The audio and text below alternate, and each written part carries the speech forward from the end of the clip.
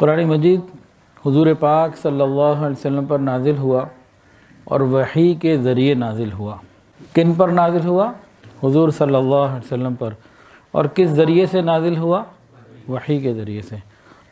تورات مکمل کتاب اللہ تعالیٰ نے زمین پہ بھیج دی تھی، حضرت موسیٰ علیہ السلام کو تختیاں مل گئی تھی لکھی ہوئی۔ قرآن مجید اس طرح سے نازل نہیں ہوا، اس کا طریقہ کار کچھ اور ہوا۔ وحی کے ذریعے خاص ایک طریقہ تھا، اور انبیاء کرام پہ بھی وحی نازل ہوتی رہی۔ اب سب سے پہلے ہمیں یہ سمجھنا ہے کہ وحی کیا ہے اور اس کی اہمیت کیا ہے۔ وحی کی ضرورت، اس عنوان کو ہم سامنے رکھیں تو چند باتیں سمجھیں۔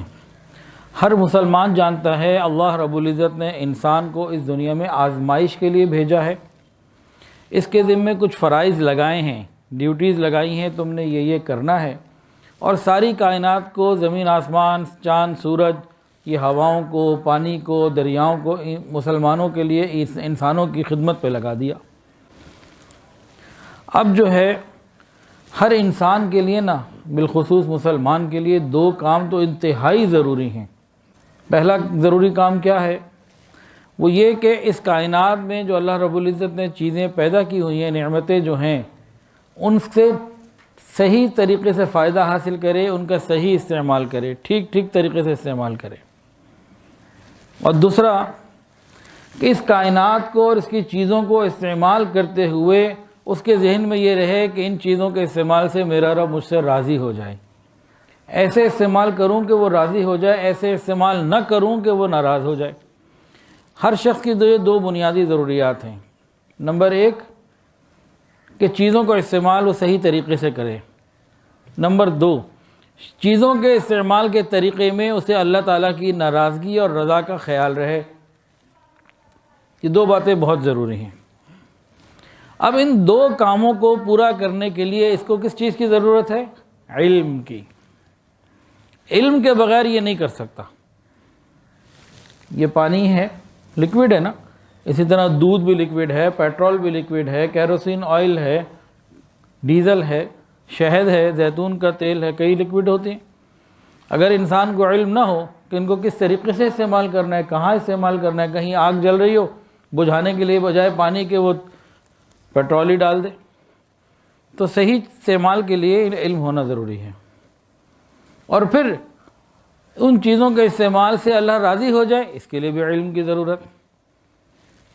تو اللہ رب العزت نے علم کے لیے انسان کو 3 ذرائع عطا فرمائے ہیں۔ کتنے ذریعے جی؟ 3۔ پہلا ذریعہ ہے حواس خمسہ، یہ ایک ذریعہ۔ دوسرا ہے انسان کی عقل، اور تیسرا ہے وحی۔ یہ 3 ذرائع ایسے ہیں جن کے ذریعے سے انسان علوم حاصل کر سکتا ہے، لیکن ان تینوں کے اپنے اپنے مقامات ہیں، اپنی اپنی ایک باؤنڈریز ہیں، دائرہ کار ہے، اسی کے اندر یہ کام کرتے ہیں۔ سب کا اپنا اپنا ایک سرکل ہے، ایک ڈومین ہے جس کے اندر یہ کام کرتا ہے۔ بہت ساری چیزیں انسان کو حواس خمسہ سے معلوم ہو جاتی ہیں، لیکن اس کی بھی ایک حد ہے، پھر عقل کی بھی ضرورت پڑتی ہے۔ بہت سارے کام انسان اپنی عقل سے استعمال کر لیتا ہے، لیکن بہت ساری جگہ ایسی ہیں کہ حواس خمسہ اور عقل دونوں یا کوئی اکیلا مل کر بھی ان چیزوں کا فیصلہ نہیں کر سکتے۔ اس وقت پھر ہمیں وحی کی ضرورت ہوتی ہے۔ اب اس کو ایک مثال سے سمجھیں، سادہ سی مثال ہے۔ یہ مائک میں نے لگایا ہوا ہے ابھی، ہیڈ مائک اس کو کہتے ہیں۔ اس کا کلر کیا ہے؟ میں نے دیکھا، آنکھ نے بتایا، حواس خمسہ میں سے آنکھ نے بتا دیا بلیک کلر کا ہے، یہ کالے رنگ کا ہے۔ آپ کو بھی نظر آ رہا ہے جی بلیک؟ تو یہ حواس خمسہ نے ہمیں بتا دیا، مجھے بھی اور آپ کو بھی۔ اب اس کو لگانا سر پر ہے یا ادھر بازو میں پہننا ہے یا پاؤں میں پازیب کی طرح لگانا ہے، یہ کون بتائے گا؟ عقل بتائے گی۔ عقل کے ذریعے معلوم ہو گیا کہ اس کی شیپ ایسی بنی ہوئی ہے کہ اس کو پیچھے سے لائیں، ادھر والا کان ادھر سے اور ادھر والا کان ادھر، اور اس کو یہاں رکھ لیں، مائک کو آگے رکھ لیں۔ تو یہ عقل نے بتا دیا کہ ایسے اس کو استعمال کرنے کے لیے یہ طریقہ ہے، پاؤں پہ رکھیں گے تو ٹھیک نہیں۔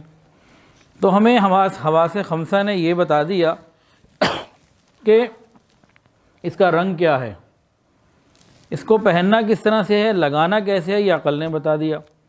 اب اگر ہم حواس خمسہ کو ایک دم سائڈ پہ رکھیں، آنکھیں بند کر لیں، سب کر لیں جی آنکھیں بند، اب اپنی عقل سے پوچھیں، صرف عقل سے پوچھیں اس کا رنگ کیا ہے، کیا جواب آئے گا؟ کچھ بھی نہیں۔ یہ عقل کا کام نہیں ہے، حواس خمسہ کا کام تھا، آنکھ نے بتا دیا، عقل نہیں بتا رہی کہ یہ اس کا رنگ کیا ہے۔ اسی طریقے سے کچھ اور بھی سوالات ہیں۔ اس کے استعمال سے رب راضی کیسے ہوگا، ناراض کیوں کر ہوگا؟ ابھی آپ عقل سے پوچھ لیں وہ نہیں جواب دے سکتی، آپ یہ حواس خمسہ سے پوچھ لیں وہ نہیں جواب دے سکتے۔ انسان زیادہ سے زیادہ عقل کو دوڑائے گا نا، یہ کہے گا آواز ذرا ہلکی رکھو، پڑوسیوں کو تکلیف نہ ہو، کوئی سو رہا اس کو تکلیف نہ ہو، بیمار کو تکلیف نہ ہو، اس قسم کی چند باتیں کر دے گا، یہاں تک تو اس کی پہنچ ہے۔ بھئی سوال یہ ہے کہ اس سے رب کیسے راضی ہوگا، رب ناراض کیسے ہوگا، یہ کیسے پتہ چلے؟ اب نہ یہ عقل بتا سکتی ہے نہ ہی حواس خمسہ، یہ پتہ لگے گا تو علم وحی کے ذریعے پتہ لگے گا۔ اس کے لیے اللہ تعالیٰ نے جو علم کے حصول کا تیسرا ذریعہ بتایا ہے وہ ہے وحی، وہاں سے جا کے معلوم ہوگا۔